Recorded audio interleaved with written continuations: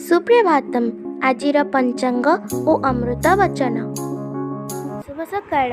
आज दिनर पंचांग।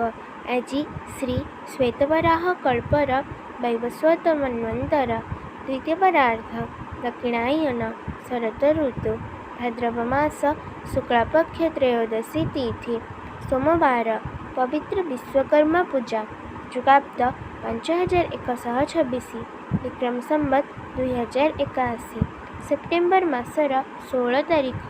आज दिनटी समस्तଙ୍କ ପାଇଁ मंगलमय ହେଉ ईश्वरଙ୍କ निकटरे विनम्र प्रार्थना।